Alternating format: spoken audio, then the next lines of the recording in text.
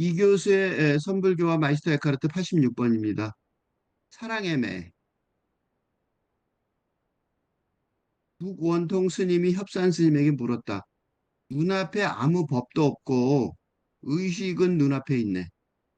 눈앞에 법이 아니므로 보고 들을 수 없네. 라고 하였으니 스님의 말씀이 아니신지요. 그렇지.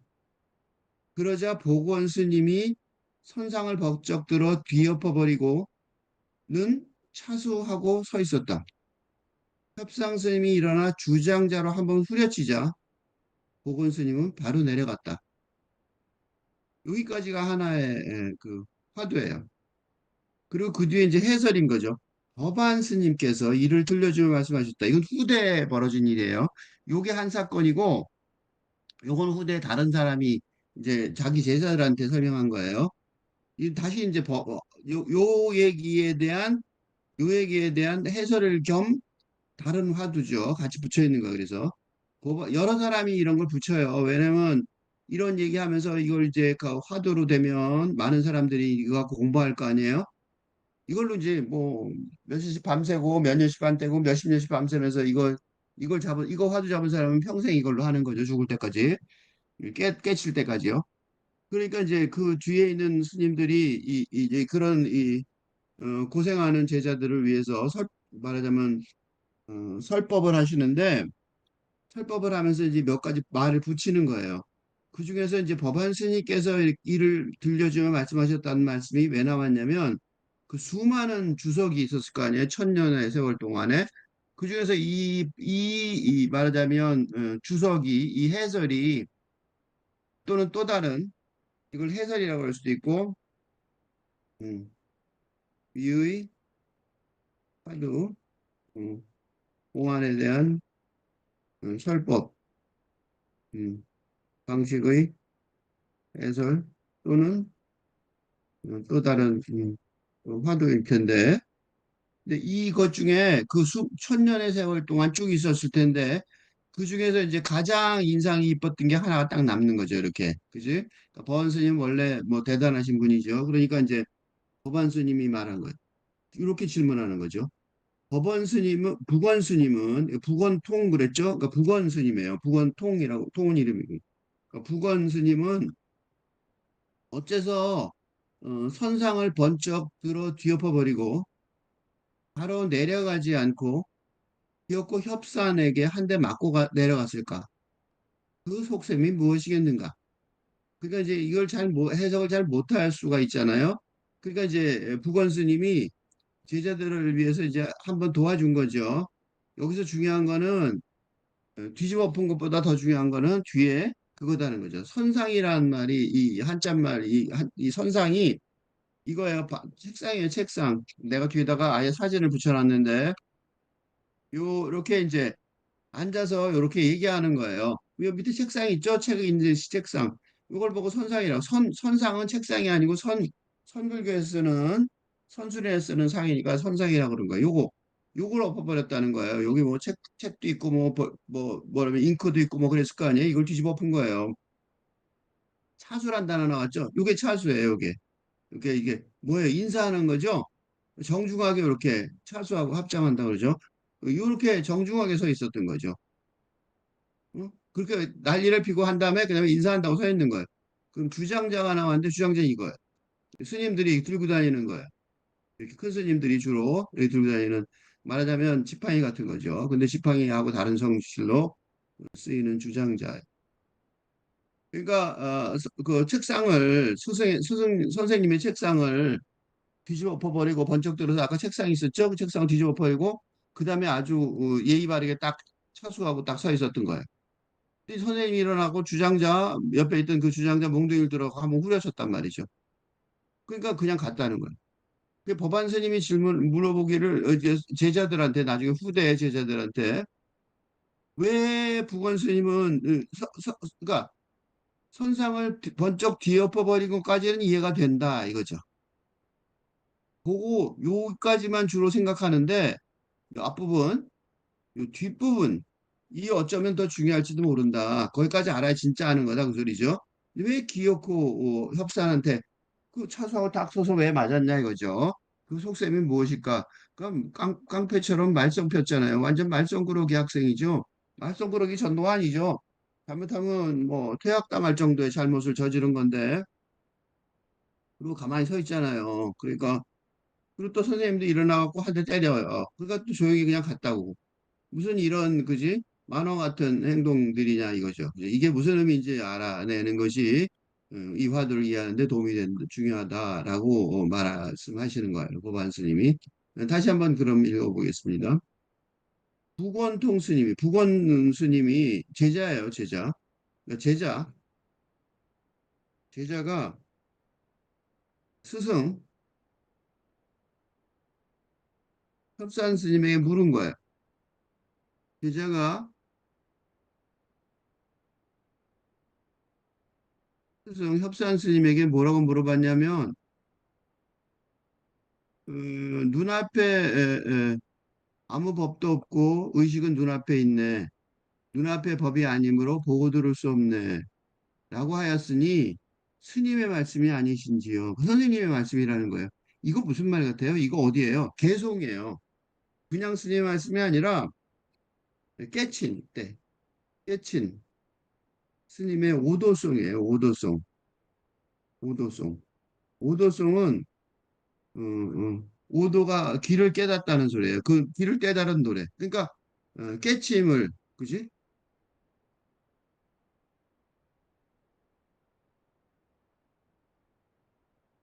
그러니까 이 유명한 거겠죠. 그러니까 이분이 이 스님이로 이렇게 스승으로 앉아 있는 가장 중요한 이유가 바로 이 오도송 때문에 앉아 있는 거란 말이죠. 이거 어마어마하게 중요한 거죠. 스님한테는.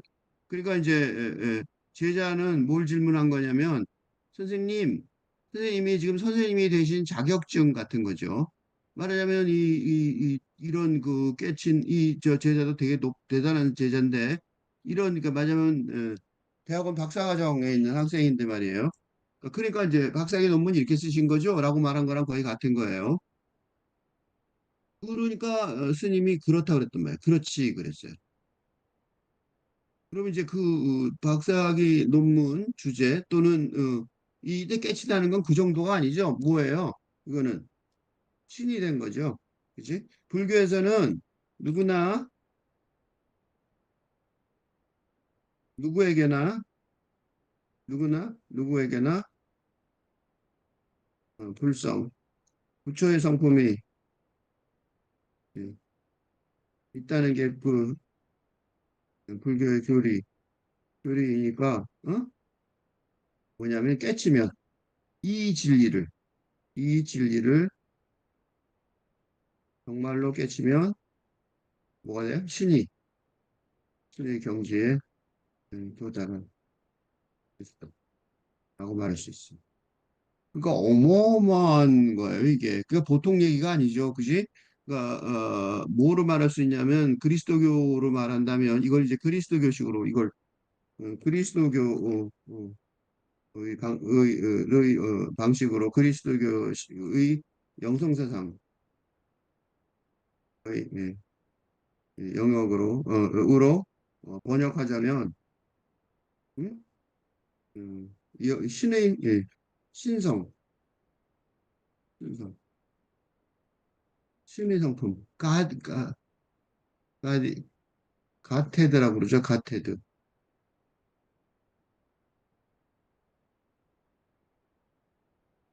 그 신과 신성과 하나가 된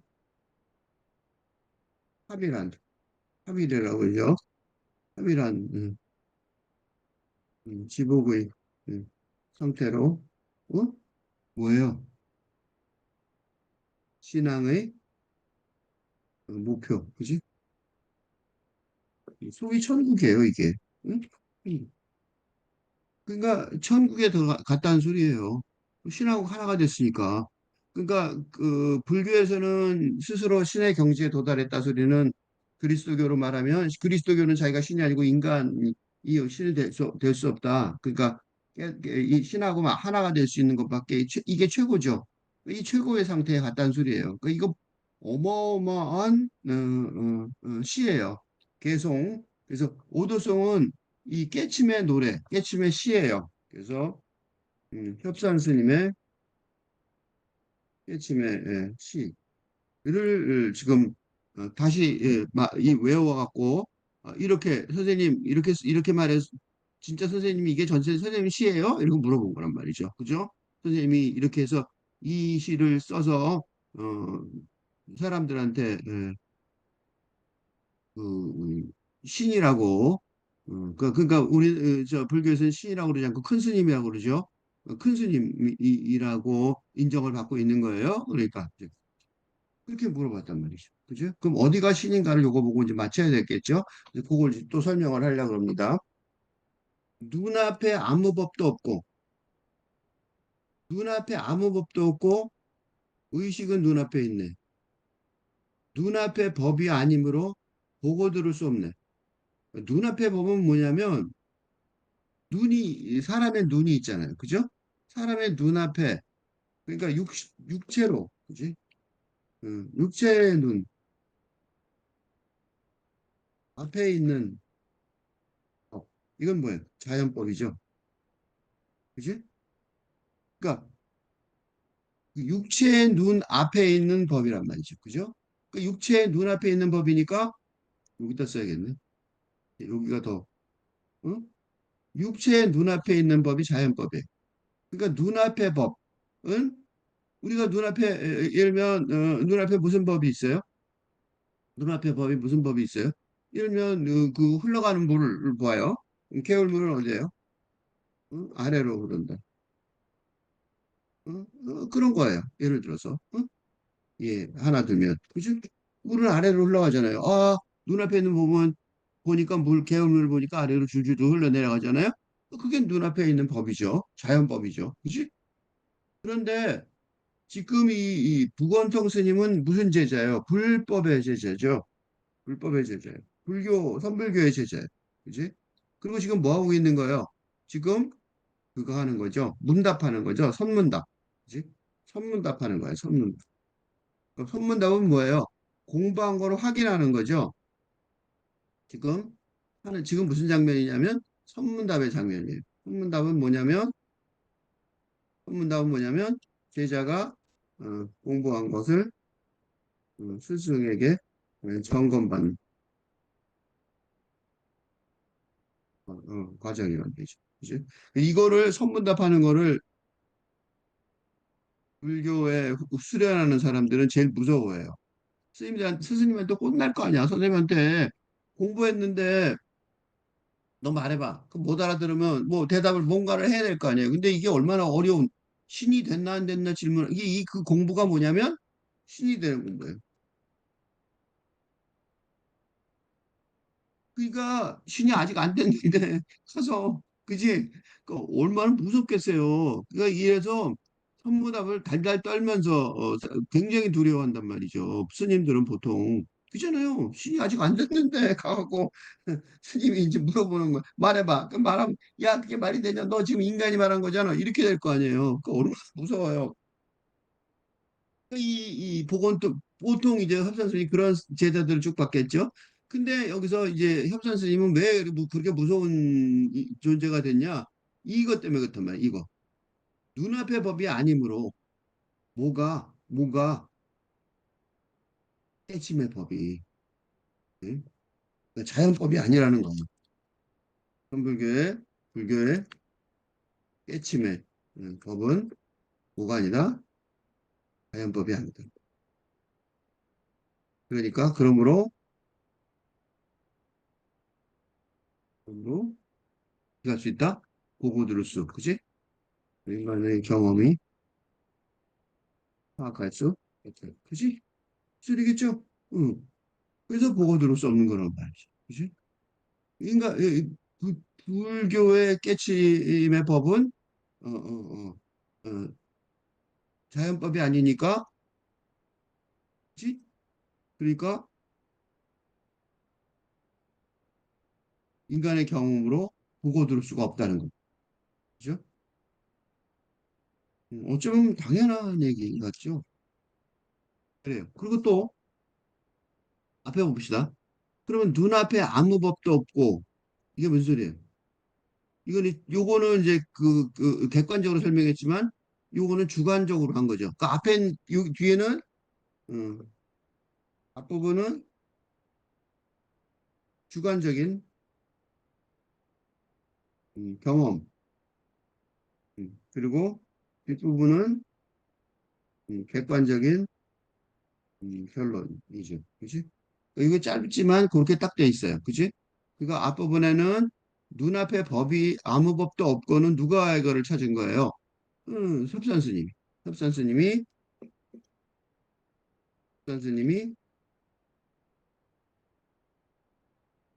깨치고 보니까 어떻다? 눈앞에, 눈앞에는, 그러니까 즉, 경험적으로는, 경험으로는, 그지? 깨침을, 불법을 알 수, 찾을 수, 알 수, 불법이 존재하지 않고 그런 뜻이죠. 그죠? 깨치고 보니까, 아, 내가 지금 막 찾았지만 그 찾는 거는 어디 있다? 찾는 거는 우리가 경험적으로 어떻게 해보는 거는 안 통한다 이거죠. 그죠? 근데 그러면 어디 있냐? 여기서 뭐라 썼어요? 의식은 눈앞에 있네. 이때 의식이 뭐야? 이때 의식은. 의식이 눈앞에 있다는 말은 이건 뭐예요? 깨침. 그지? 깨침의 의식이죠. 깨침은 바로 눈앞에 있는 것처럼 분명하다는 응?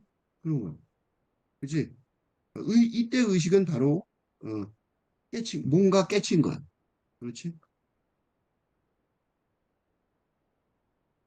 그러니까 이렇게 그러니까 이게 이제 그 합산 스님이 깨친 거를 설명한 아니 말한 시고 보통 이런 식으로 진짜로 깨친 사람들은 이런 식으로 쓰고 또 그거를 어떻게 하냐면 다른 깨친 사람이 이건 진짜 신이 된 경지에서만 신이 된 경지 그런 깨친 경지의 사람들만 서로 그래서 이걸 뭐라 그러냐면 인가라고 그런단 말이죠. 그죠?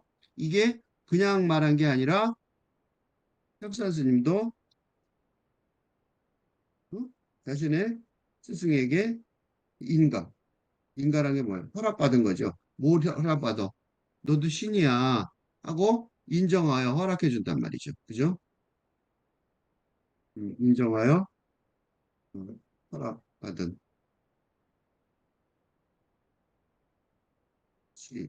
뭐라는 거를 신이라는 걸, 그지? 깨쳤다는 걸, 깨쳤음을 이거는 일반인들은 알 수가 없는 거예요. 왜냐하면 우리는 인간이기 때문에 아직 그 신의 경지에 못 올라왔으니까 진짜 그 신들끼리 노는 얘기니까 진짜 저 하늘에서 노는 얘기잖아요. 근데 어쨌든 간에 그럴듯하죠. 그럴듯해요. 왜냐하면 이거는 인간의 경지가 아니라 신의 경지니까 눈앞에 어떤 법이 있을 리가 없고 그 법을 그러니까 그게 뭐냐면 이게 뭐냐면 눈 뜨고도 안 보인다는 소리죠. 그죠? 그러니까 눈 뜨고 있지만 이건 다시 아주 구체적으로 말하면 지금 눈을 뜨고 앞을 보는데 뭐가 안 보여? 개울 물이 낮은 데로 내려가는 등, 그게 법이 음, 보이지 없다는 거지. 없는 경지다. 응? 그러니까 눈을 뜨고 앞을 보니까 그런 그 낮은 데로 내려가는 그런 경지가 없다는 거야. 그러니까 다른 경지에 이르는 거죠. 그지? 그런 자연의 법칙은 이제 그 눈에 안 들어오는 거야. 다른 걸 보고 사는 거야. 뭘 보는지 모르지만, 즉 다시 말해서 뭐예요? 육체적인 피로 눈을 뜨고 살지만 육체적인 경지가 아니라 영적 경지에서 산다는 거예요. 그지? 눈앞에 아무것도 없다는 말 이 소리예요. 그러면 눈앞에 아무것도 없으니까 눈을 뜨는데 안 보인다면 봉사죠. 그 눈먼 사람이잖아요. 눈먼 사람이 아닌 이유가 바로 여기 있는 거죠. 의식은 눈앞에 있다. 그렇지만 그렇다고 해서 음, 눈먼 사람이란 말이 아니라 어? 그 그지? 신의 경지, 영성의 세계가 눈앞에 있다라고 말합니다. 응? 그러니까 아무것도 안 보이는 게 아니라 더 어마어마한 게 보이는 거죠. 그죠? 눈먼 사람이란 말이 아니라 신의 경지, 영성의 세계가 눈앞에 있다는 거예요. 그러면 이 사람들이 눈 안 보이면 되나? 근데 이제 이 앞에 뭐라고 썼냐면 뒤에 그 보통 사람들을 위해서 한 마디, 두 마디 더 붙여준 거예요. 눈앞에 법이 아니니까 그 사람이 볼 수 있다고 생각하지 마라. 어? 그게 안 된다는 거지. 이게 뭐냐면 요걸 이제 그리스도교식으로 얘기하면 예수님이 매번 얘기하신 건데 기적을 음, 말하지 말라는 음, 예수님의 말씀과 영역동성입니다. 기적이라는 건 어디예요?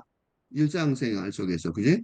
물질적인 현실 속에서, 현실 세계에서 어, 발현되는, 발현되는 신적인, 영적인 현상이, 응?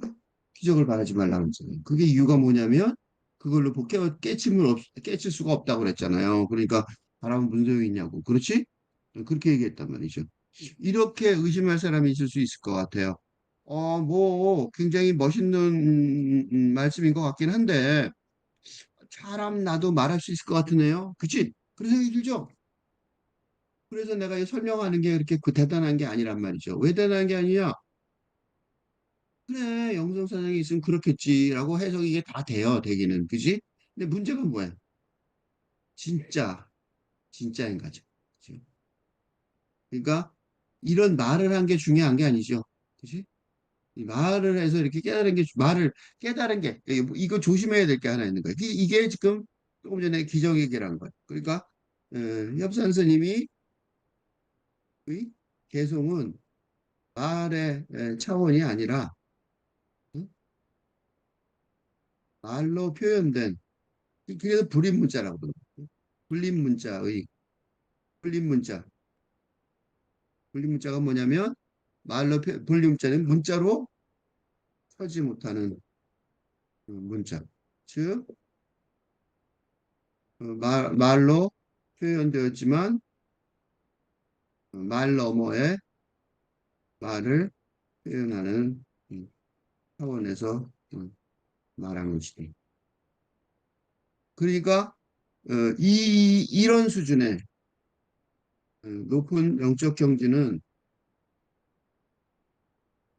그런 수준의 높은 영적 경지에 있는 사람, 먼저 가 있는 사람, 영적 경지에 먼저 가 있는 사람, 즉 스승, 큰 스님에 의해서만, 어? 진실성이, 진실됨, 진실됨, 오센티시, 오, 영어로 말하면 오센티시티, 진짜, 진짜임을 응? 응? 검증할 수 있을 것이다. 그치? 그러니까 아무도 못하고 누가 말할 수 있어요? 그 진짜 그거를 이보다 이 지금 말하는 이 그 쓴 시를 쓴 그 뭐야 그 협산 스님보다 어때요? 협산 스님보다 그 협산 스님보다 훨씬 더 먼저 가 있는 사람이야. 너도 왔구나 이렇게 되는 거란 말이죠. 그죠? 그렇죠?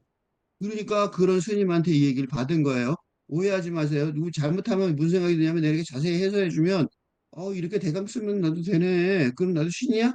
이렇게 생각할 수 있는데 그거 진짜 오해예요. 응? 말도 안 되는 소리란 말이죠. 그게 말도 안 되는 소리가 바로 이 화두의 핵심이에요. 그 제자가 스님한테 물어본 거예요. 스님, 이 눈앞에 아무것도 없고 의식은 눈앞에 없네. 눈앞에 법이 아니므로 보고 들을 수 없네. 이거 스님의 그 개성이시죠? 응? 오도성이시죠? 개성이라고 여기다 오도성이라고 그러는데 개성이시죠? 그러니까 그렇지 이렇게 얘기한 거예요. 틀린 말 안 한 거죠. 응. 그런데 문제가 뭐냐면 그 다음에 되게 이상한 행동을 해요. 그러자 보건 스님이 참 잘게 이제 스님은 앞에 앉아 있고 제자가 앞에 앉아 있고 이 스승은 아까 그 그림처럼 이런 식으로 앉아 있는 거예요. 이게 스님이 이렇게 협선 스님이 이렇게 앉아 있는 거예요. 그 앞에 이제 부건 스님이 앉아 있었던 거죠. 밥상 엎은가 똑같은 거죠. 뭐 옛날에 밥상을 엎는다 그러죠. 딱 그 상태예요. 밥상을 엎어버린 거. 그거 아버지가 뭐 술 취한 아버지가 미친 짓 한 걸로 그런 얘기가 소설에 가끔 나오죠. 그런 미친 짓, 그 상상을 초월하는 그건 뭐 하버만 누가 그랬으면 그건 평생 그지? 평생 기억이 남을 만큼 무식한 그건 뭐 그러고 나서 가족이 계속 가족 아버지가 그랬다. 그러면 아들이 그랬다. 그럼 그 가족이 유지되기가 어렵겠죠. 다 부서져 버리는 그런 무시무시한 행동이란 말이에요. 그걸 한 거야, 그걸. 죽으려고 환장한 거죠. 근데 진짜 웃기는 게 뭐냐면 이 북원 스님하고 이런 질문을 할 정도면 사이가 어때요? 무지무지 가까운 사이. 그지? 그리고 상급한 학생이에요. 보통은 아까 내가 그 선문답 했죠? 선문답의 경우 어, 스승이 질문하고 어, 제자가 겨우 대답하는 게 보통인데 이 경우에는 제자가 선공을 하는 거죠. 선공, 먼저 공격하는 거예요. 그지? 선우가 바뀌었어요. 공격의 선우가. 그지? 선공했단 말이죠. 먼저 공격했단 말이에요. 그리고 그러니까 스승이 원래 공격을 하고 제자가 방어를 하는 게 선문답의 보통에 있는 일인데 이거는 성공했대요. 그 제자가 얼마나 자신이 있으면 그러니까 수업 시간에 선생님이 들어왔는데 선생님 오늘 선생님이 가르칠 게 이거죠? 하고 질문하는 거란 말이죠. 그리고 얼마나 자신감이 있는지 다 한다고 생각하는지 어, 그 상태가 잘 드러납니다. 더 웃기는 건 뭐냐면 그 협선생님이 그렇지 하고 대답해 줬단 말이에요. 그러니까 이 그렇지라는 대답은 이런 긍정적인 대답은 이 협선스님이 이미 고군스님의 높은 경지, 즉 자신과 거의 같은 수준. 이게 뭐냐면 이게 어디냐면 그, 그 석가모니 부처가 그 뭐지? 하여튼 제자하고 거의 자기하고 같은 수준이잖아요. 그지? 그러니까 같은 수준에 있다. 같은 수준에 있다는 거를 이미 알고 있는 거야. 그지? 거의 같은 수준에 다 왔음을 응? 짐작하고 그지?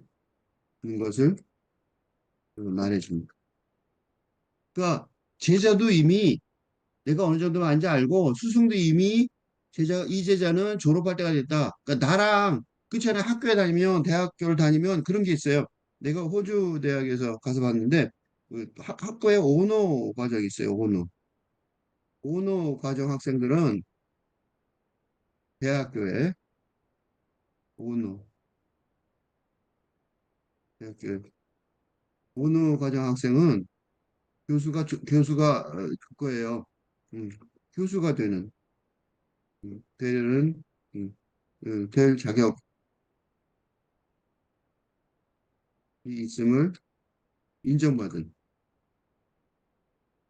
인정받은 것처럼. 음. 그러니까 어느 정도였냐면 내가 학부 과정을 좀 들어봤었는데 이게 어떤 교수가 들어오더니 이러더라고. 여기 오너 학생 있어요? 그러니까 아무도 없어요. 그러니까 그러는 거야. 휴강 그러더니 나가버리더라고. 우리나라는 휴강하면 애들이 신나서 좋아하겠지만 설계선 휴강하는 건 말이 안 되는 거죠. 그러니까 우리 전부 모두 무시당한 거예요. 너무 쇼크였어요. 오너 아니면, 그러니까 오너 아니면 넌 사람도 아니야 이거지. 니들은 사람도 아니야. 그런 정도의 엄청나게 차이가 있더라고요. 그래서 내가 조사를 좀 해봤더니 오너 학생은 교수가 되면 자기가 총장 되거나 그럴 때 투표할 수 있는 권한이 있잖아. 그러니까 오너 학생이 있으면요, 걔만 보고 얘기하고 그래요. 교수가. 다른 애들은 사람도 아니야. 그러니까. 막 그런 수준에, 그지? 국원수님이 음, 그런 수준 학생이라는 건 확실하다. 그지? 두 가지로 확실하죠. 첫째, 수업 들어왔는데 수업을 딱 들어오고 앉으니까 자, 그리고 수업합시다 하고 앉았는데 뭐라 그러냐면 제자가 먼저 선생님 오늘 수업 이해해야 할 거죠? 하고 딱 물어보는 거예요. 응? 그 선생님이 지금 수업 내용 시작도 안 했는데 그두 번째는 선생님이 그렇게 얘기했으면 선생님 야 네가 뭐 때문에 응? 그럴 텐데 선생님 또 뭐라 그래? 그렇지 이렇게 얘기한단 말이야.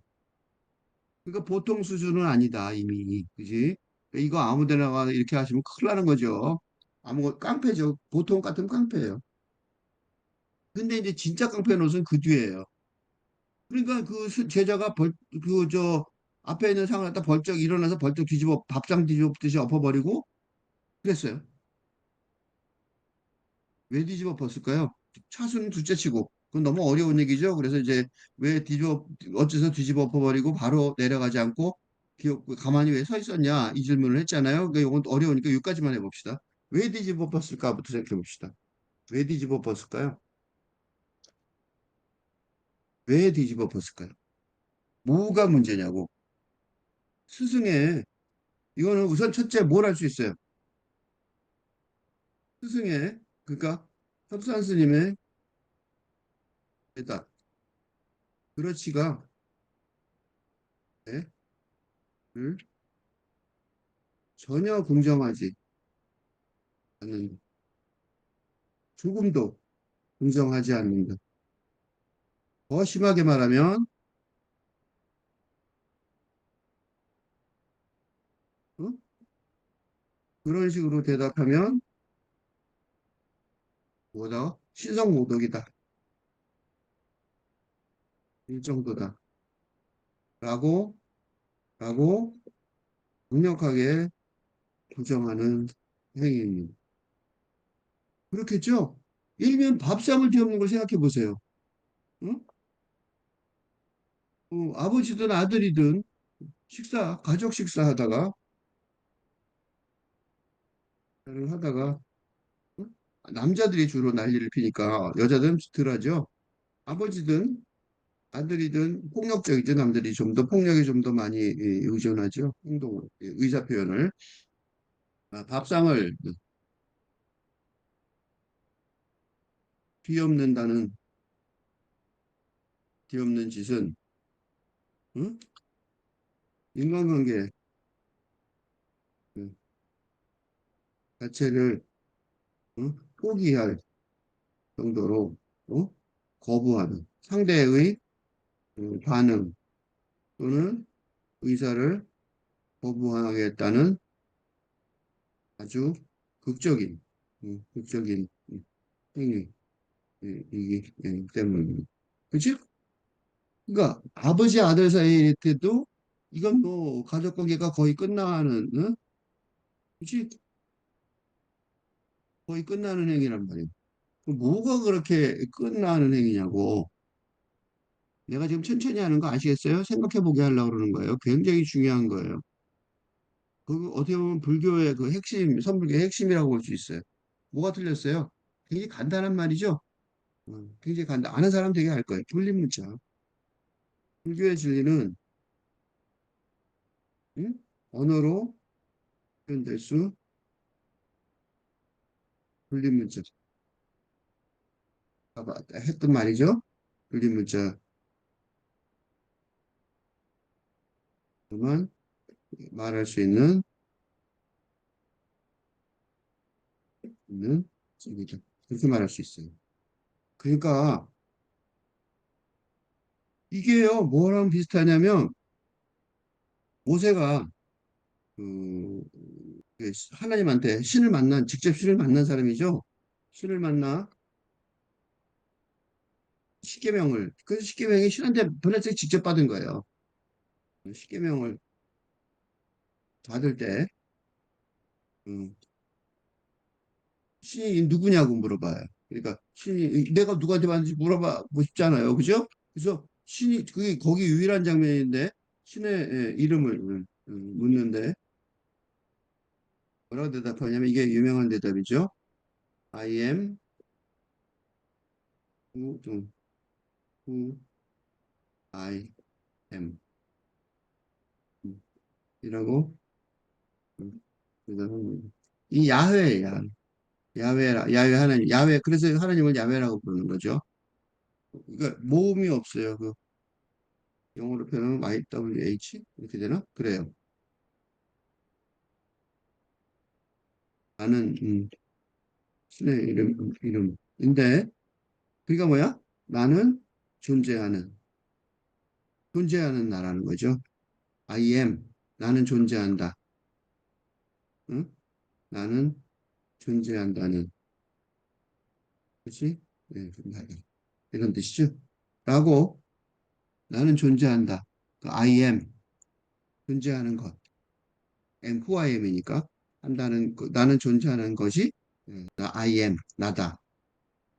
라고 직역할 수 있는데 왜 이렇게 말했을까? 왜 이런 식으로 음, 음, 이름을 말한 이유는 예를 들면 누구 이름 예를 들면 홍길동이라고 소개를 한다면 그건 어떻게 돼요? 홍길동이라고 소개를 한다면 그건 물질 세상 현실의 물질적인 세상 속에 존재라는 음, 말이 되고 그러면 창조주 물질 피조물이 아니라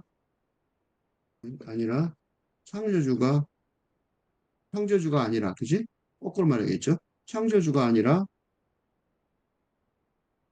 피조물이라는 말이 됩니다. 창조주는 피조물의 우리가 쓰는 말이죠. 피조물의 세상에서 통용되는 언어로 어, 설명할 수 없는 게 없다는 게 음, 특징일 것이기 때문입니다. 그지? 그러니까 이제 좀 이해가 됐어요? 뭐예요? 어, 오해가 양쪽에 있었던 거예요. 어떤 오해가 있었냐면 이렇게 질문을 했을 때 아니신지요 하고 질문했잖아요. 이때 혁산 스님은 아직 국원 스님의 응? 정지를 잘 모르는 상황입니다. 그래서 어떻게 하는 거예요? 선생님 그거 뭐 이렇게 물어본 거예요. 그러니까 언어로 질문하고 대답하는 아직 낮은 차원에 있다고 판단한다면 그렇지라고 대답해 주어야 합니다. 그러니까 아기한테 예를 들면 아이한테 그지? 응. 소년의 질문이라면 스님의 스승의 개성인지 순진하게 묻는 장면이니까 것이니까 친절하게 그렇다고 어, 대답해야 합니다. 그렇겠죠? 스님 스님이 이거는 저 선생님 이거 선생님 책이에요? 뭐 이렇게 물어본 거란 말이에요. 그지? 그럼 그래 그거 내 책이야. 맞아. 이렇게 대답해 준단 말이지. 근데 문제가 뭐냐면 그렇지에 이렇게 뒤집어 온 게 뭐냐면 뭐예요? 국원 스님 어떤 차원이에요? 국원 스님은 그 협산 스님의 제자는 이미 협산 스님과 같은 경지에 도달해 있는 것입니다. 즉 뭐예요? 불립문자의 세계에 들어와 있는 것입니다. 그러니까 뭐예요? 불입문자 세계에 이미 들어와 있으니까, 어? 불입문자 세계에 이미 들어와 있으니까 합산 스님이 말한 거 있죠? 눈앞에, 눈앞에 아무 법도 없고 의식은 눈앞에 있네 라고 어, 노래했던 스승 합산 스님과 같은 수준의 즉 신의 경지에 때친 경지에 도달해 있기 때문에 어떻게 해요? 그렇지. 나는 언어로 된 대답을 절대로 수용할 수 없게 된 것입니다. 그죠?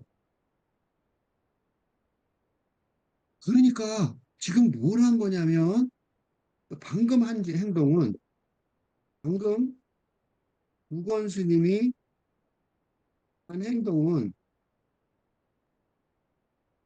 불량된 또는 불량 학생이죠. 학생의 난동이 절대로 아니며 뭐예요? 이미 깨친 그 뭐야? 졸업한 이제 그 자가 졸업한 거죠. 자가 졸업한 응? 깨친 신의 경지에 이른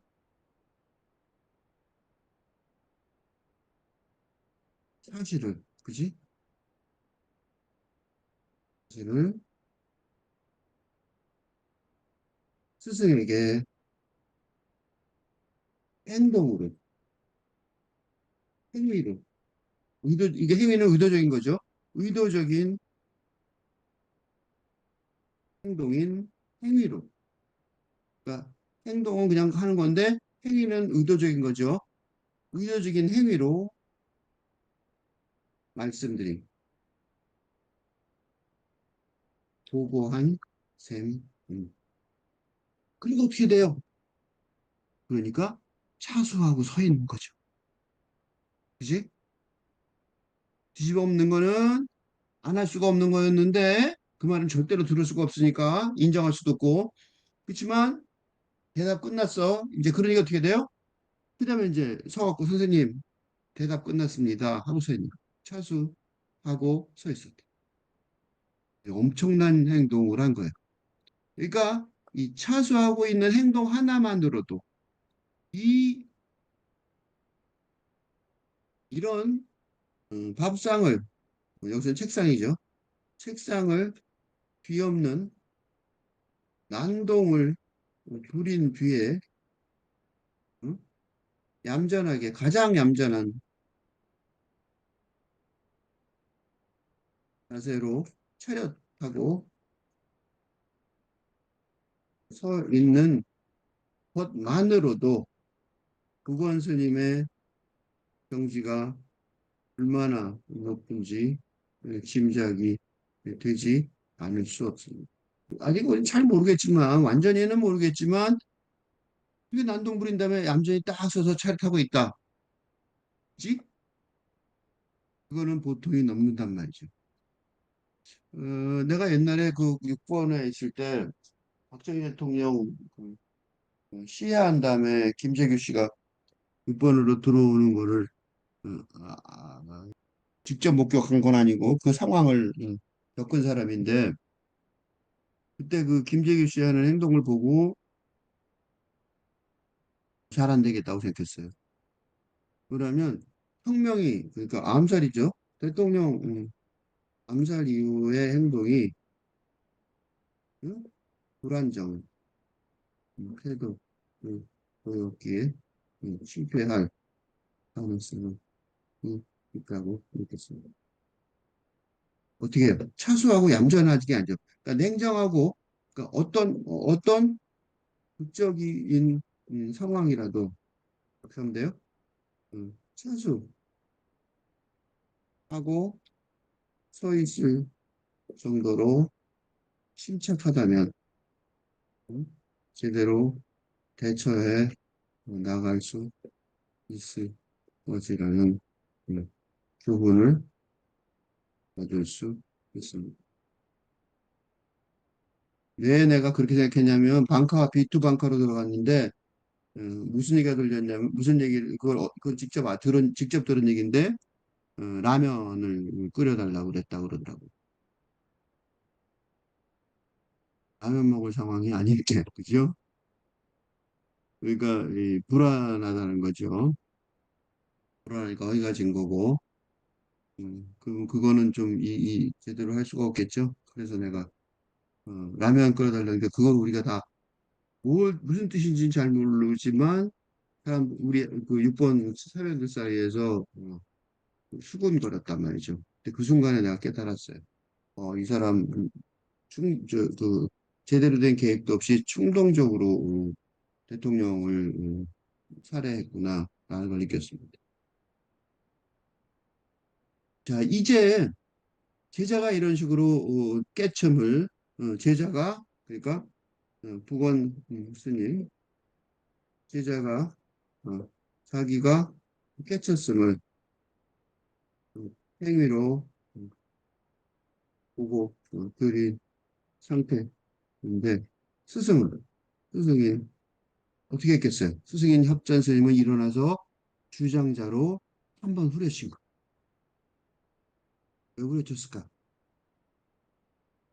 이유는 여러 가지가 있겠지만 우선 첫 번째로 첫째 근데 또 보건 스님이 바로 내려갔다고 그랬죠? 첫째 뭐예요? 첫째 인간. 보건 스님의 해침을 인정, 인가했음 하는 행위라고 여겼지. 둘째 뭐예요? 보건 스님의 손상없기, 들러없기, 없기는 윤리적으로 스승에게 하면 안 되는 금기이므로, 그지? 으로 관계를 계속 유지하려면 음, 처벌을 형식적으로나마 하기 그게 때리고 싶어 때린 게 아니에요. 그러니까 둘이 다 무슨 폭력배가 아니에요. 착각하는 사람들 많다고 이런 불교를 읽으면서 막 때리고 막 술 먹고 막 난리 피우면 괜찮구나. 불교에서는 이게 아니에요. 이게 아니라 다 계산이 있어요. 냉정하게 계산하는 거예요. 전부 다 계산한 거예요. 불교 뒤지게 합리적이에요, 논리적이고. 그러니까 이제 법상에서 일어나서 주장자를 후려치니까 후건 스님은 받을 거 다 받았잖아. 그죠? 응. 이제 인가도 받고 그다음에 둘러엎은 거는 혼났으니까 너 왜 둘러엎느냐? 스님한테 혼났어요. 이런 뜻이잖아. 그죠? 그러니까 둘 다 해결이 됐어요. 한 칸에 일거 어, 양득이죠. 그죠? 주장주를 한번 흘려치는 장면이 그러니까 스님도 보통 스님이 아니고 협산 스님의 스승인지 알 수 있죠. 그 상태에 그 상태에 이게 왜 이래 하고 야단치고 야 애들 어디 있냐 이놈 잡아다가 감옥에 넣어라 뭐 이렇게 얘기하지 않고 점잖게 일어나서 주장자가 아까 보셨죠? 이거예요 이거. 맞아봐야 뭐 얼마나 아프겠습니까? 그죠? 노인네가 젊은 사람일 텐데 제자는 때려봐야 뭐 그렇단 말이죠. 그죠? 그러니까 그 주장자로 후려친 거예요. 후려치면 후려쳤겠지만 어, 후려치는 주고받고 하는 폭력이 중요한 게 아니라 그가 폭력에 담겨 있는 그 의도가 중요한 거죠. 이제 이해가 되죠. 보건 스님은 어째서 선상을 벌쩍 들어 뒤엎어버리고 바로 내려가지 않고 기어코, 기어코가 뭐야? 차수하고 서서 스님한테 맞으려고 기다린 거죠. 쉽게 말하면. 왜 기다려요? 스님, 내가 이거 그냥 기분 나빠서 아픈 게 아니에요. 그 진짜로 내가 스님의 그 말씀에 내가 반대해서 아픈 겁니다. 라는 거를 협산 스님도 안 거죠. 뭐예요? 서로 이심전심으로 안 거지. 그지? 그게 진짜 깨달은 사람들을, 그지? 그러니까 사랑도 높은 차원에 가면 말 안 해도 알죠? 응? 이심전심. 응? 마음에서 마음으로 뜻이 통하고.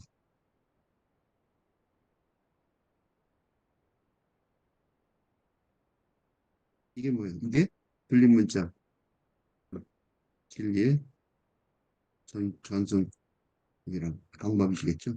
그러니까 불린 문자를 어떻게 전승하냐? 쉽지만 이심전심으로 전승한단 말이죠. 그지?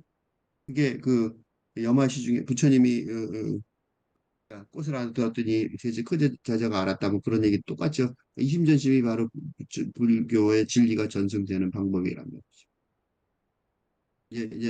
다 읽었으니까 이제 시로 내가 정리하는 걸 한번 쭉 보겠습니다. 확인을 하면 되죠. 좀 전에 설명한 거를. 그러니까 눈앞에 있는 세상의 법 아닌 법을 찾아야 되는 거죠. 그러니까 눈앞에 있는 세상. 이 불교에서 찾는 거는 선지식, 선의 지식이죠. 선지식은 음, 선의 깨달은 사람들을 말하는 거죠. 선지식, 그지? 그러니까 불교를 잘 알고 덕이 높아서 이 선지식이라는 거는 그 정도로 선지식이란 말이 있던 거죠.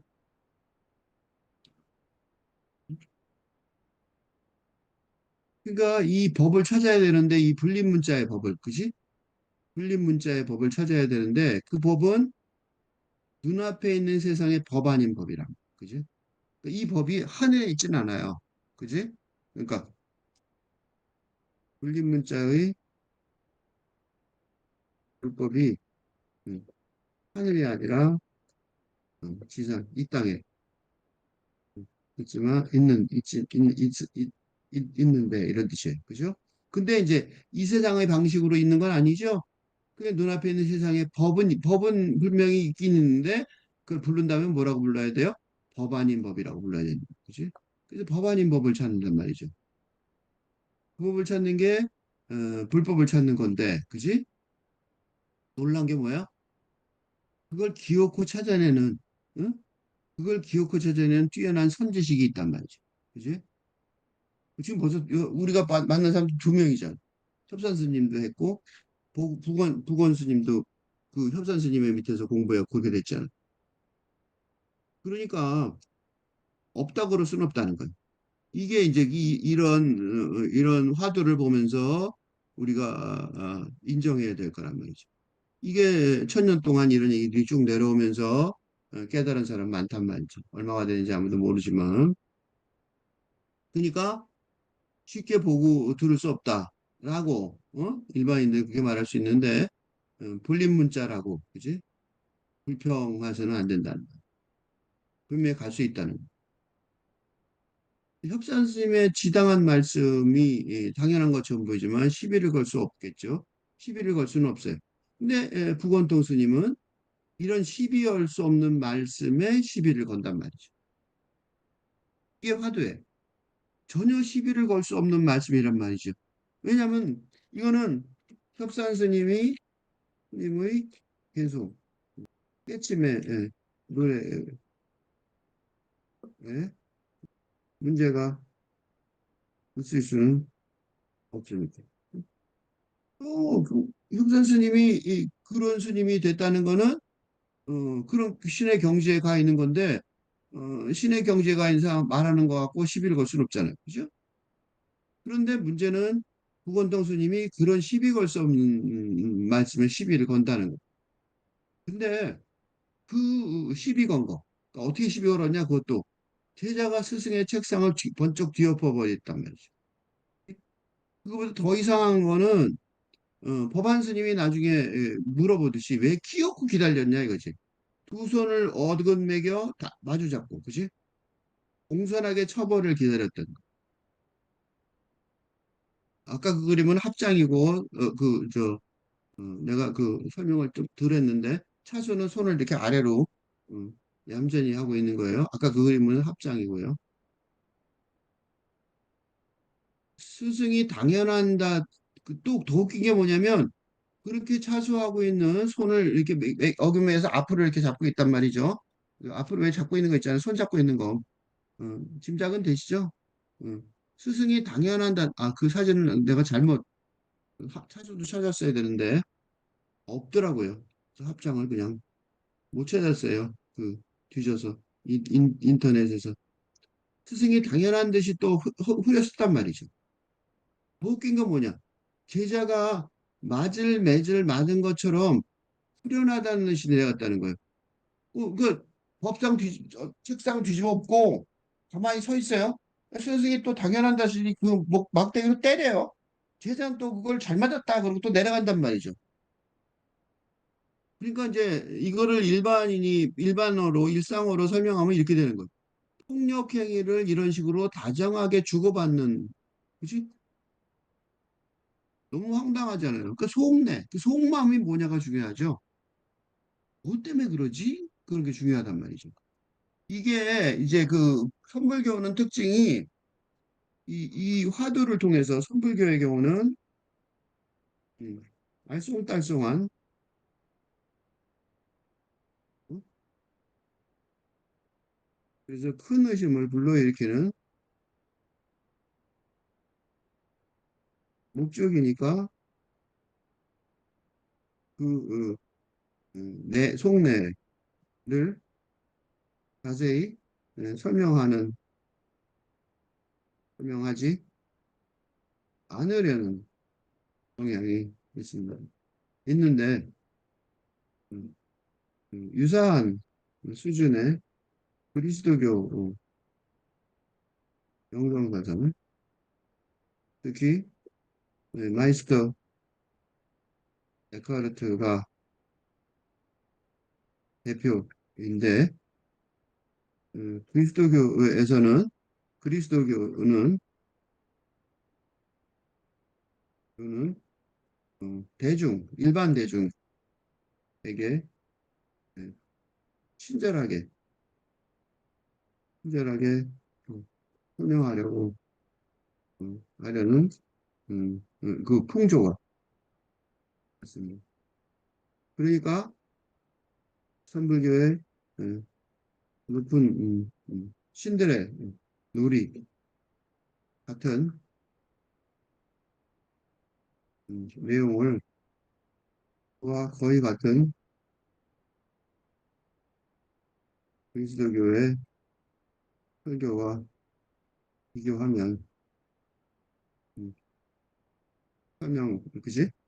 설명의 길을 찾을 수, 만날 수, 발견할 수 있을 것입니다. 그래서 이걸 쓰고 있는 거예요. 지금 조금 전에 말한 이 알쏭달쏭하고 폭력행위를 하고 있는 내용이 도대체 뭐지? 라고 그럴 때 지금 내가 자세히 해설을 했지만 그거는 이제 내가 일부러 해설을 했으니까 그렇지 보통은 잘 모르잖아요. 그럴 때 좋은 방법을 내가 지금 보여주고 있는 게 내가 지금 하는 얘기를 듣고서 알았구나가 중요한 게 아니라 어떻게 찾는가를 중요하단 말이죠. 그래서 지금 하고 있는 거는 마이스터 에카르트의 설교지. 음, 이게 원래 독일어로 된 건데 독일어로 안 해도 되죠. 영어로 돼 있는 설교집에 컴플리트 미스티컬 복스, 그러니까 설교 전집이에요. 다 들어있는 거죠. 거기서 이제 214쪽에서 읽어본 거 찾은 거랑 두 개가 딱 맞는다는 사실을 봤어요. 그래서 읽어보겠습니다. 한 여인이 예수 그리스도에게 왔던 이야기를 복음서에서 읽어보자. 어, 주여, 저는 미망인으로 독생자가 죽었나이다. 라고 여인이 말했다. 젊은이여 일어나라. 라고 주님이 말했다. 이렇게 이해해야 한다. 남편과 독생자가 죽은 미망인 여인을 이해라고 이해해야 한다. 남편이 영원한 내에 있는 사람인 젊은이를 가장 높은 지성이라고 이해해야 한다. 그런 게 젊은이이기 때문이다. 이렇게 받아들여야 한다. 불완전함 안에서 죽어 있을 때 이해 안에서 가장 높은 지성이 일어나서 신에게 은총을 소리치며 바란다. 그러면 신이 신성한 빛을 줘서 자아의식이 되고 그 안에서 신을 알게 된다. 지성으로만 신성한 빛을 받아들일 수 있다고 말하려 한다. 영혼의 다른 힘들은 지성을 최대 한도로 투명하게 하는 도구들과 기구들이다. 요거 자체도 어렵죠? 이게 왜냐면 영성사상을 말해서 그래요. 한 여인이 있었는데 그 여인이 예수 그리스도에게 왔던 이야기를 복음서에서 읽었다는 거예요. 예수 그리스도에게 왔던 이야기가 뭐냐면 뒤에를 추정할 수 있어요. 이 여인이 뭐라 그러냐면 주여 저는 미망인으로 독생자가 죽었나이다. 그랬단 말이죠. 무슨 얘기예요? 이 얘기는 뭐예요? 무슨 얘기를 읽은 거예요? 이 얘기는 성모 마리아에게 독생자로 태어나신 기행. 응? 성모 마리아에게 독생자로 태어나신 이야기를 읽었다는 거예요. 그러니까 이제 이 여인은 어떻게 돼요? 정반대죠? 독생자가 있었는데 죽었다는 거. 그렇지? 그러니까 성모 마리아에게 독생자로 태어난 이야기를 복음서 읽으면서 나는 정반대입니다. 그렇게 얘기한 거. 그렇지? 남편이 죽은 거죠, 미망이는. 그러니까 남편을 잃은 이런 미망인인데 독생자, 자기 자식도 아들이죠, 보통. 이때는 뭐 남성 중심주의 사회니까 아들도 잃었다는.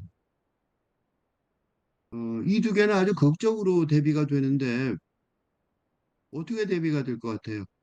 이 예수 그리스도 성모 마리아에게 태어난 예수 그리스도는 이 신이 이 신성의 힘으로 보낸 거죠. 신성의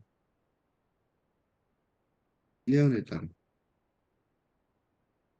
어? 그러니까 성모 마리아로 독생자로 태어났지만 이게 누구예요? 신인, 그지? 성부와 같은 경지에 있는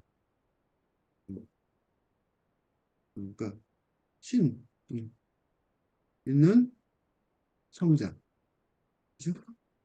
성부, 성자, 성령이 삼위일체잖아. 삼위일체. 그러니까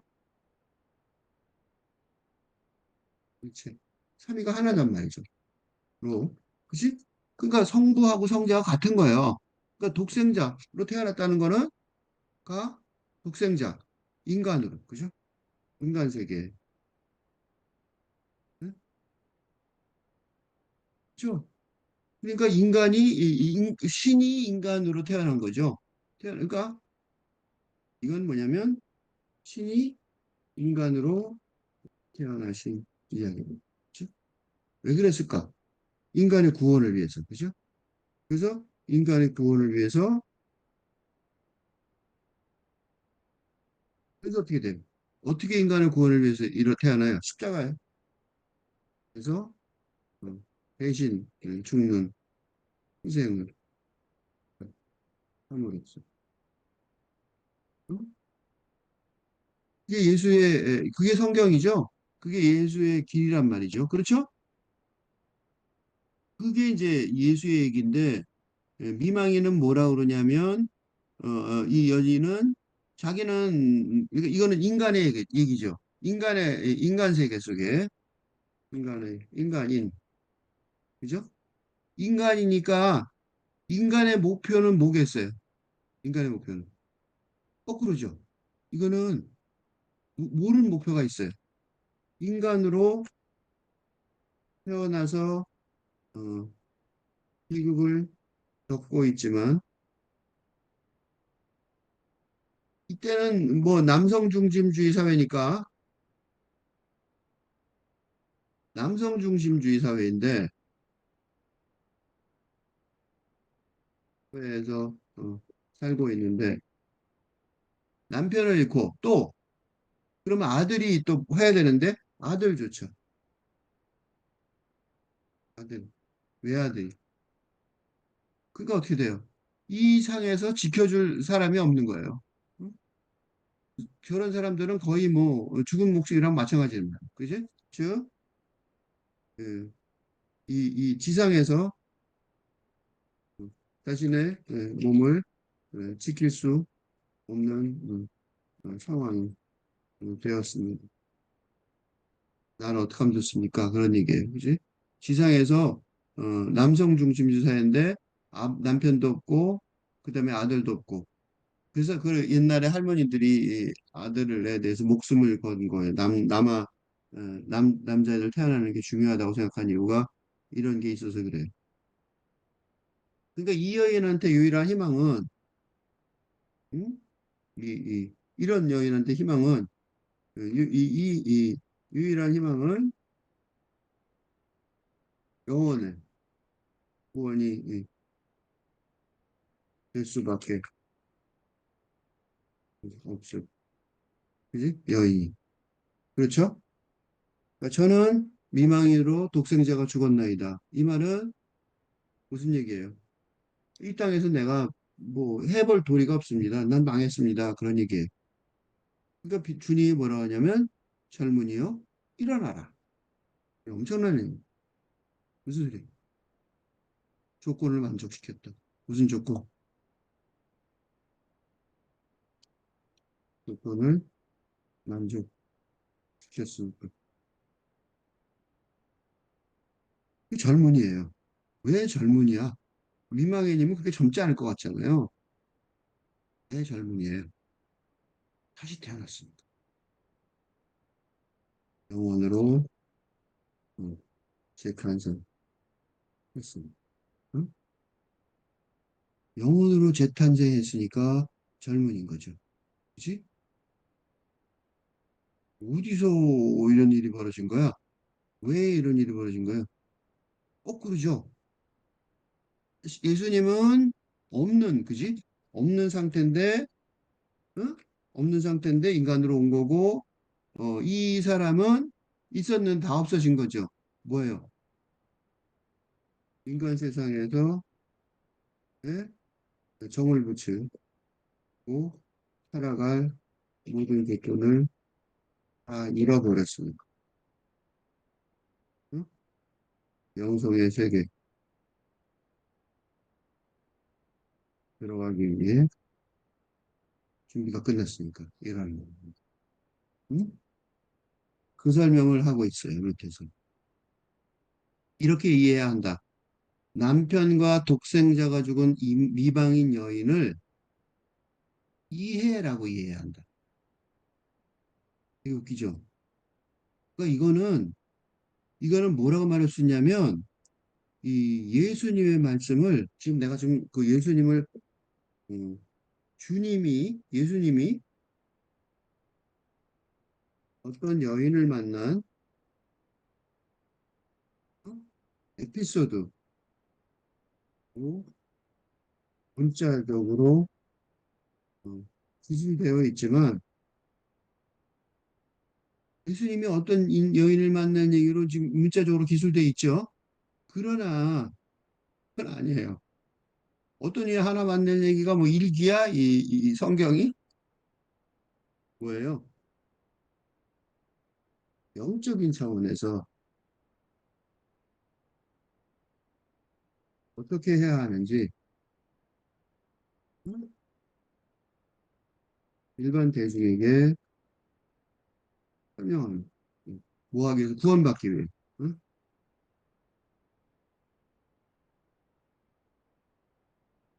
그 영성의 스토리예요. 그러니까 이거 지금 요새도 지금까지도 그리스도교 교회에서 교회에서 예수를 영적인 차원에서 거의 읽고 있지 않지만 예수가 이 지상에 3년 동안 음, 소위 전도를 한 이유는 성령의 중요성, 즉 영성의 세계의 중요성을 알려주기 위해서 응? 그러니까 영성을 어떻게, 그 예수님에게 전부 다 그렇게 읽어야 된단 말이죠. 이것도 마찬가지예요. 그러니까 남편과 독생자가 죽은 이망의 여인은 뭐냐면, 즉, 다시 말해서 이해라고 이해해야 한다가 뭐냐면, 요거를 다시 분석해보면 뭐냐면,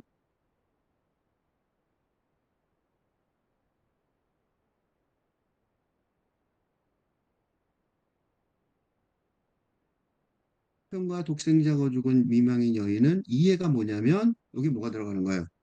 여기서 라고 해야 한다 해서, 이해는 누구예요? 뭐예요? 일반 대중이, 응? 영성의 영성의 영역 차원을 이해하는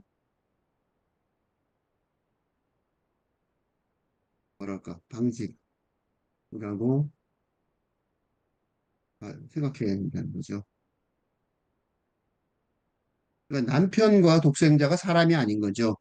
여인은 누구냐면, 그러니까 여인은 음, 일반 대중의 영혼이고, 그러면 남편과 독생자는 뭐지?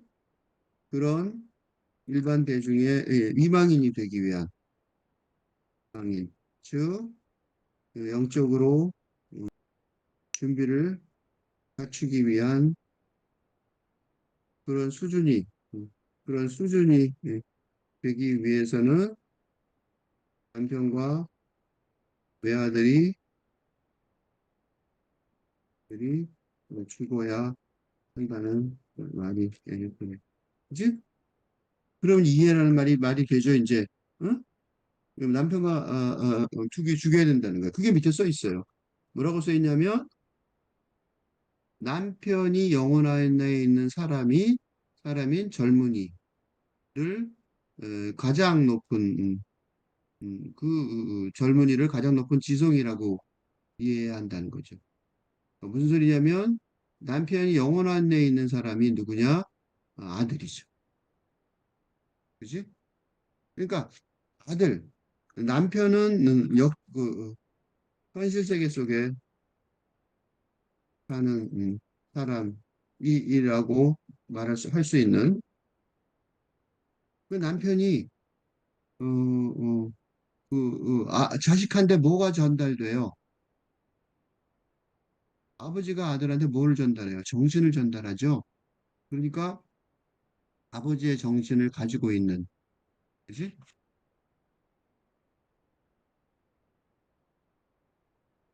아버지의 정신을 가지고 있는, 그지? 음, 정신을 물려받은.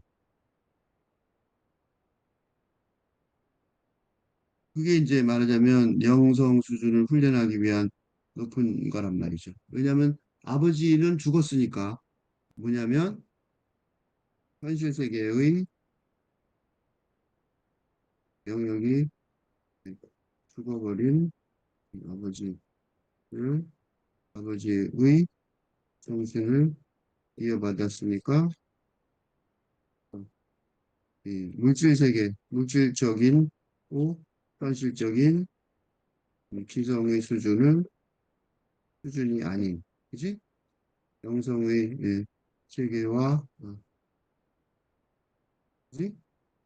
연결될 수 있어요. 그지? 그러니까 가장 높은 지성이라고, 가장 높은 지성하고 비교급을 쓴 이유가 여기에 있어요. 그래서 그런 지성이라고 생각합니다. 그런 게 젊은이란 말이에요. 즉, 영성의 시계로 들어가는, 그죠? 이렇게 받아들여야 된다는 거예요. 불완전함에서 죽어 있을 때,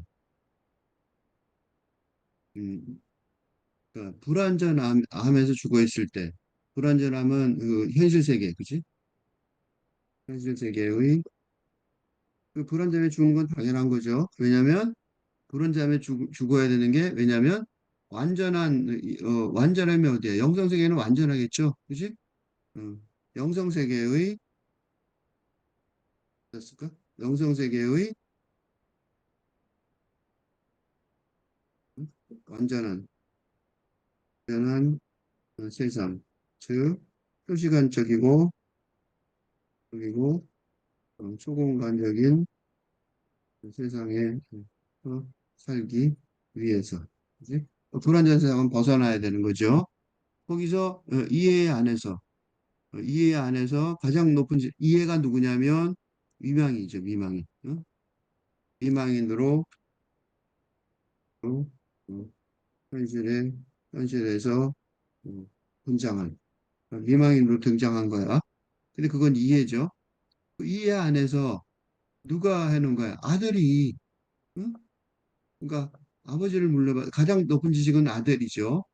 가장 높은 지성은 아들이니까 아들한테 배운 아들에게 배운 영성의 차원과 연결된 그 가장 높은 지성을 가지고 어떻게 해요? 신에게 소리칠 수 있게 되는 거예요. 이게 되게 묘죠? 여자는 왜 발언을 못해요? 그때는 남성 중심주의니까 여자는 발언권이 없었어요. 그래서 이렇게 뺑뺑 돌려 얘기하는 거예요. 되게 웃기죠? 좀 이상한 것 같지만 뭐 그 시대는 그랬으니까. 그래서 그런 거 있어요. 이거 보면서 무슨 생각했냐면 옛날에 그 일제시대 때 초창기에 이제 아직도 양반의 티가 좀 남아있을 때 집안에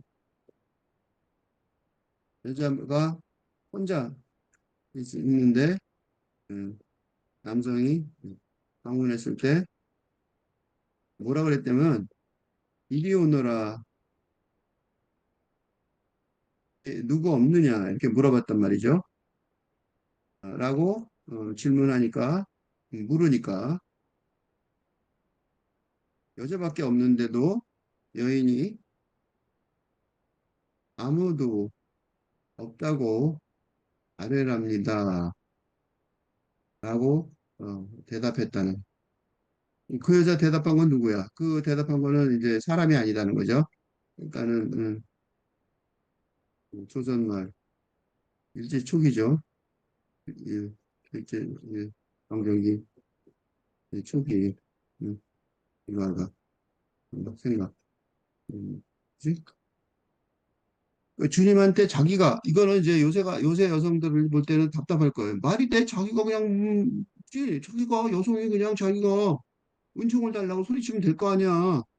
근데 누가 말해요? 나 가장 높은 지성이 일어나서 그러니까 응? 아들이 아들의 목소리를. 그래서 이제 그 얘기가 아까 위에서 여인이 뭐라 그러냐면 어, 여인이 아까 뭐라 그랬어요? 여인이 아까 어, 미망인으로 독생자가 죽었나이다 라고 말했다. 이게 은총을 그러니까 저는 미망인으로 신에게 저는 미망인으로 독생자가 죽었나이다. 어? 저는 미망인으로 독생자가 죽어있나이다. 라고 말함으로써. 즉, 그지? 남편이란 현실 세계와의 연결이 끊어졌으며, 그, 뭐라고, 생각이, 그러니까 영혼이, 남편 영혼이 영성으로 이어진, 그지? 아들, 임청원, 즉, 음, 그냥 지성이 아니라 가장 높은 지성의 차원에 힘입었어. 그런 뜻이에요. 그러니까 이제 뭐 한다? 이제 준비가 끝났으니까. 그지? 힘입어서 이제 현실 세계와 현실 세계를 벗어나서 영성의 신성의 세계와 하나가 될 준비를 마쳤으니, 끝냈으니, 그지? 그래서 은총을 바라는 거죠, 이제. 은총을 소리치며 바란다, 그 말했어. 그러니까, 그러면 신이 어떻게 하느냐? 신이 신성한 빛을 줘서, 이제 그러니까 신성한 빛을 주는 거야. 이게 뭐냐면, 아까 말한 젊은이여 일어나라. 그지? 일어나라가 자아의식이에요. 젊은이여가 신성한 빛이고, 그러니까 젊은이여라고 부름으로써,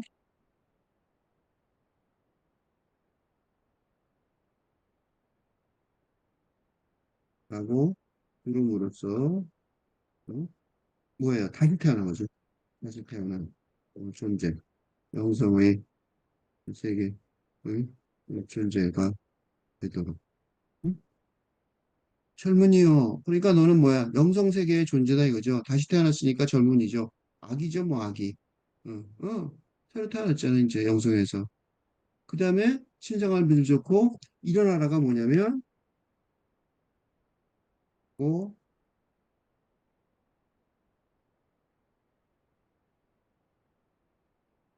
명령함으로써 영성 세계의 지혜를 갖출 수 있게 되었다. 그죠? 여기에 뭐라고 써 있냐면 여기서 중요한 주목해야 될 말이 자아의식이에요. 자아의식. 이걸 왜 주목했냐면 이게 뭐랑 똑같아요, 이게. 이게 요거는 내가 생각을 좀 해봐야 돼요. 이게 뭐냐면 아까 말한 아까 기억나세요? 맨 위에 올라가 볼게. 요거 의식은 눈앞에 있네. 주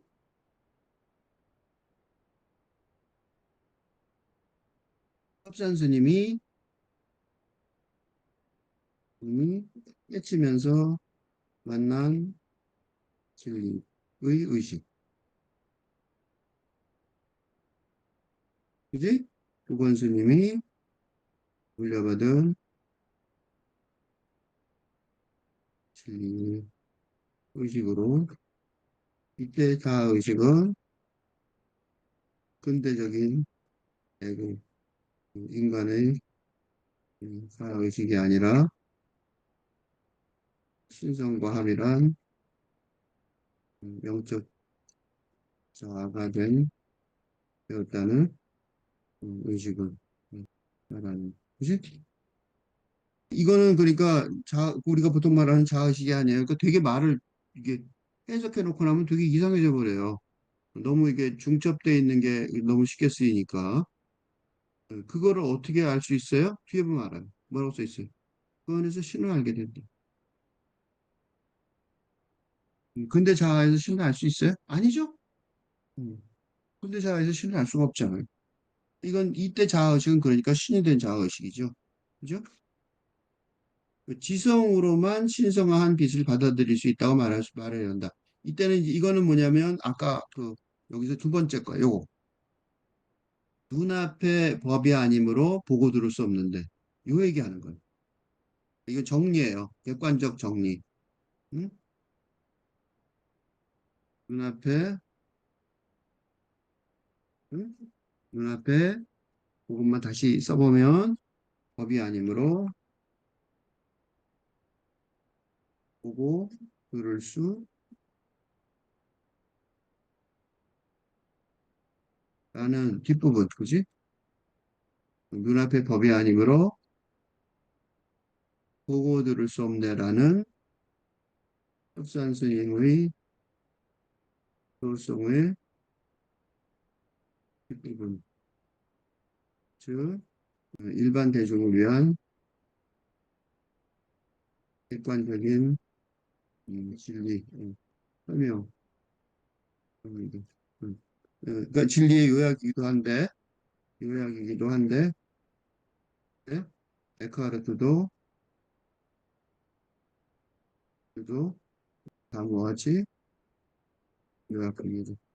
둘이 굉장히 연결돼 있어요.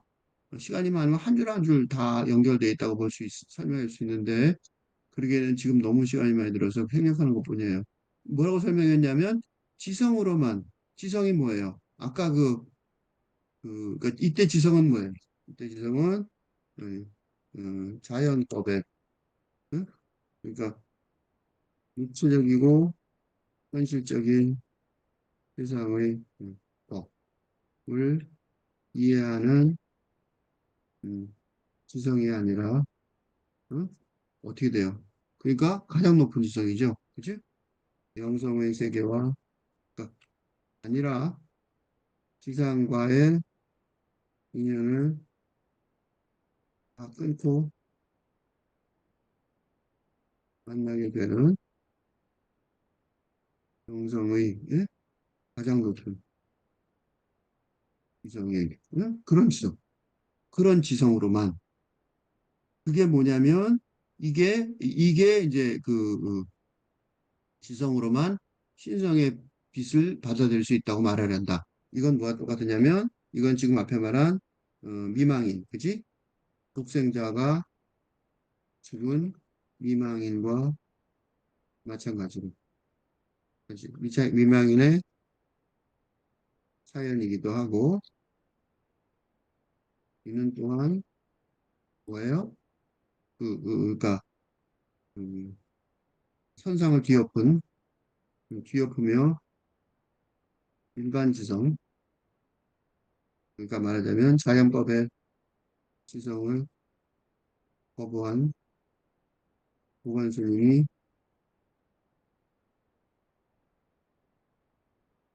사배참 가장 높은 영적 지성의 표준, 즉 자신의 표준과 합선 선생이죠. 같은 평원에 있게 된 지성이 있어야 신성한 빛, 그지? 그지? 있어야 신에게서 오는 신성한 빛을 낼 수 있고 선불교식으로 말하면 신과 같은 동지가 되는 해칭이 있을 수 있다. 그 말이겠죠. 그죠? 그러니까 불교에서는 자기가 신이 되는 거고 그리스도교에서는 신하고 신성한 빛을 받는 거랑 뭐 같은 얘기인데 이제 어디서 아래에서부터 오냐 위에서부터 내려오냐 그 차이죠. 아래부터 올라가냐 그 차이밖에 없단 말이죠. 그러니까 영혼의 다른 힘들은 영혼의 다른 힘이 있으면 지성 말고 다른 게 있다고 생각할 수 있잖아요. 의지도 있을 수 있어요. 그지? 의지를 비롯한 제일 중요한 게 의지죠. 의지가 그러니까 의지와 지성이 핵심 도구거든요. 그러니까 그렇지만 지성이 더 중요하다 그런단 말이죠. 왜냐하면 깨쳐야 되니까 그걸 끌고 나가는 힘은 의지지만 그래서 의지를 비롯한 다른 힘들은 어, 지성을 최대한도로 투명하게 하는 도구와 기구들이다 말했어요. 정리를 한번 해보면 영혼의 구원을 위해 어떻게 돼요? 십자가의 예수처럼 죽음을 통과해야 돼요. 즉 뭐예요? 육신을 벗어야 되는 거죠. 그죠? 그러니까 영성의 세계는 물질적인 육신의 육체의 차원 벗어나야만 어, 들어갈 수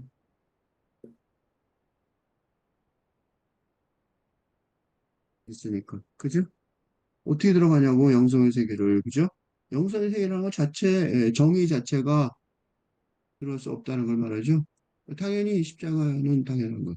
그러니까 사람 안에 불완전한 영혼, 그러니까 육체하고도, 그러니까 이게 불완전하다는 게 뭐냐면, 어, 사람은 육체와 영혼으로 구성되어 있습니다. 영혼만이 아니죠. 왜 육체도 같이 있으니까, 당연히 불완전하단 말이죠. 그 육체를 벗어버려야 되니까, 남편처럼 죽어야 한다. 그치? 그래야지 어떻게 된다? 그래야지 은총을 비를 받아들일 수 있을 만큼 극단적으로 투명한 상태가 돼야 된단 말이죠. 육체를 벗어버린 상태가 돼야 되는 거죠. 예수와 대화를 나누는 건 어, 여인의 영혼이 신을 받아들일 만큼 투명하다는 걸면 이 놀라운 거예요. 예수와 신과 대화를 나눴다는 거예요. 지금 우리가 그걸 간단히 보고 있는데 우리는 예수와 대화를 나눌 뭐 저것도 없을걸? 기회도 갖기 어려울 수 있어요. 그러니까 이제 이 시작에 벌써 예수하고 대화를 나누잖아요. 이건 무슨 소리냐면 이미 차원이 여인의 영혼의 차원이 그 신을 이건 똑같은 거예요. 협산 스님과 대화를 나누는 거. 그지? 거의 같은 말이죠. 협산 스님과 선문답이 아니죠. 선문답이 아니고 혼나는 게 아니라 대화를 나눈단 말이죠. 그거는 도건 스님이 영혼이 협산 스님의 음, 동동한 동동한 차원에 있으니까. 그런 뜻이죠? 거의 같은 말이에요. 거의 같은 말이에요. 근데 불교에서는 인간이 신이 될 수, 신성이 할 수 있다는 걸 아니까 거꾸로 더 적극적이죠. 그게 이제 차원이 그거 다른 거죠. 이런 최고의 진리를 이해할 만큼. 그래서 아까 미망인을 이해라고, 그지? 그러니까 미망인을 는 뭐야? 이해, 그지? 이 상징이라고. 데카르트가 항상 한 건. 그지? 이게 최고의 진리가 하는 거가 중요하니까, 데카르트가 이렇게 해석을 한 거예요. 이해라고. 그지? 그러니까 당연히 어떻게 돼? 복음서 여인과 남편 아들이 둘 다 죽은 건 당연한 거다. 이거지. 그지? 똑같이 구건 스님이 언어로 그렇다라고 대답하는 협선 스님은 격렬하게 거부하는 건 음, 상관없었어. 그렇지? 어떻게든 똑같죠. 방향만 하나는 밑에서 위로 올라가고 하나는 위에서 밑으로 내려오는 것 같단 말이죠. 죽은 남편은 괜찮지만 죽은 남편은 괜찮은 거야. 왜 괜찮아요? 육신의 아들이 부활하도록 은총을 요구한다는 거죠. 그지? 이걸 보건스님, 이, 그지? 응? 응, 응, 응. 선상을 엎은 건 괜찮지만 흡산 스님의 입니다. 즉, 뭐예요? 그거 뭐지? 그걸 뭐 몽둥이로 만든 거죠. 그지? 주장자로 맞기를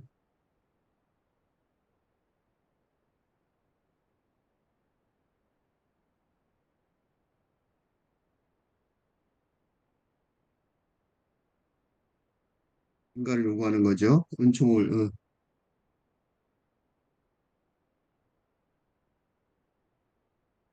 우리가 맞기를 기다리는 거죠. 똑같은 얘기예요. 그치?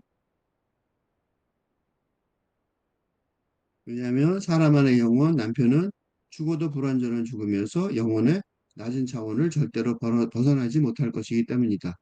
이걸 이제 그 똑같이 그 문답을 해석하면 보건 스님이 학생 스님의 개성이 대단하더라도 언어의 차원, 낮은 차원, 영성을 확인했죠. 되지 못하여 영성을 제대로 전달하지 못하는 음? 상태를 인정해야 안 되기 때문. 예? 절대로 인정하면 안 되는 거죠. 그래서 하습시 책상을 엎어버리셨어요. 음. 그 죽어 있는 아들이 진짜 죽음이란 영혼의 높은 차원, 그치?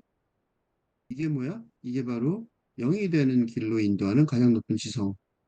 이 모습이 바 아들이란 말이죠. 그 아들이 누구야? 누구 있는 아들이? 예수. 그지? 십자가의 예수. 예수처럼 이 자발적인 희생, 응? 육신의, 응, 응. 영혼의 구원, 이는 육신을 자발적으로 희생하는 그걸 지니는 기강자로 나를 사고를 하고 선상을 뒤집어 음, 음,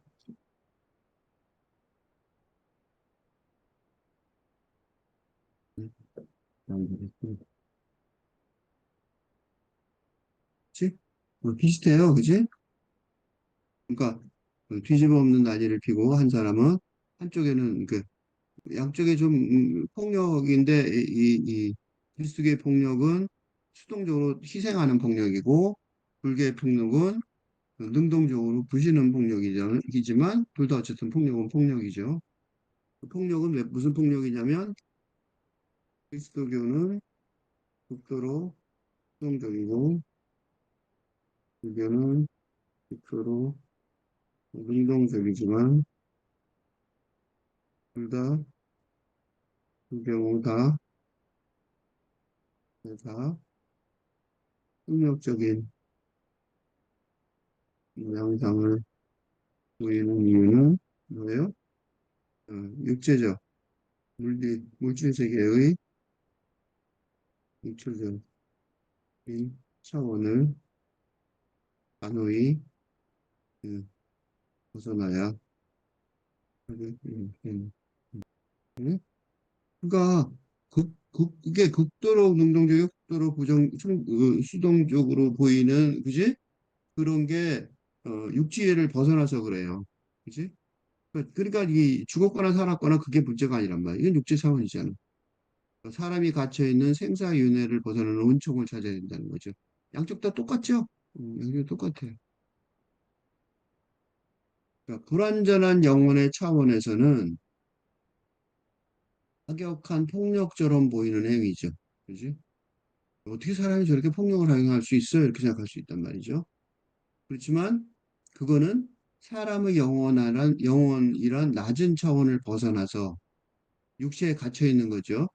은총의 빛을 받을 수 있는 높은 차원으로 인도해주는 가장 높은 지성에 관한 대화를 누가 하고 있어요? 협산 스님과 부원통 스님이 하고 있는 거예요.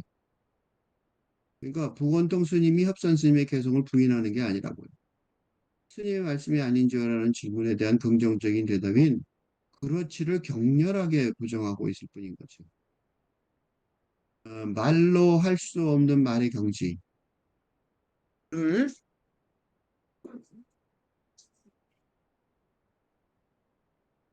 말로 할 수 없는 말의 경지를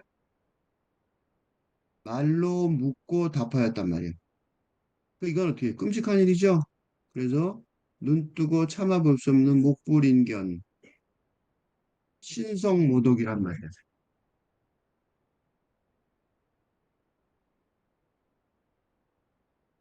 목불인견이라는 단어를 밑에 찾아놨는데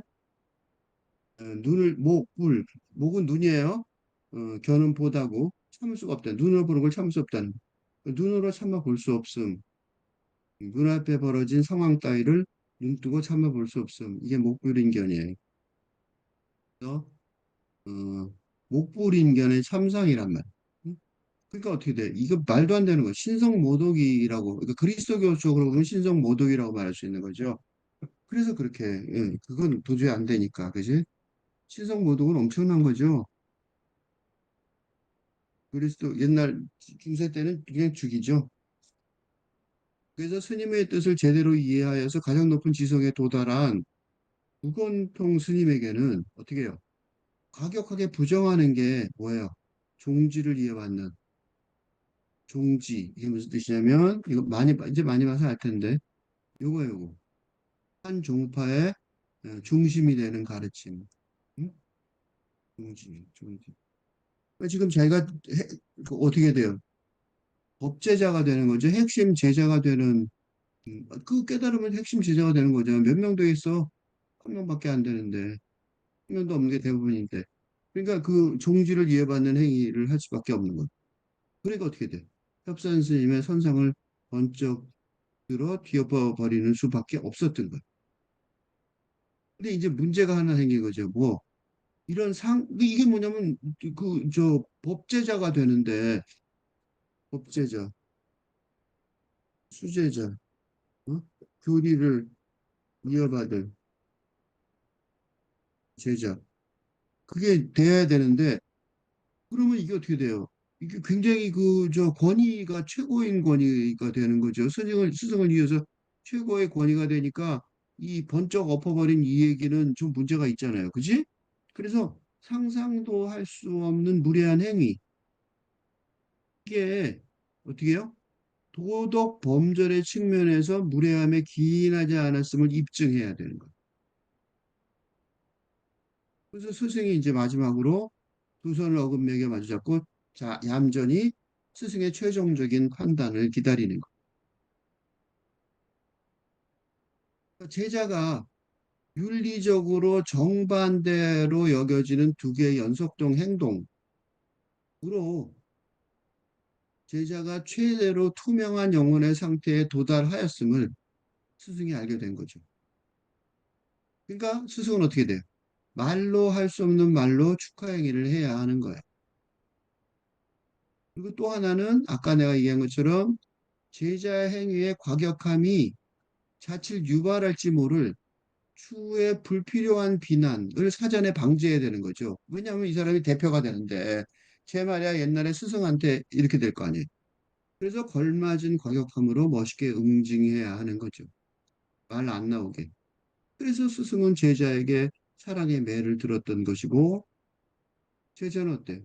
너무도 기뻐하며 너무나도 그 기뻐하며 그 매를 맞았을 것이라고 생각할 수 있습니다.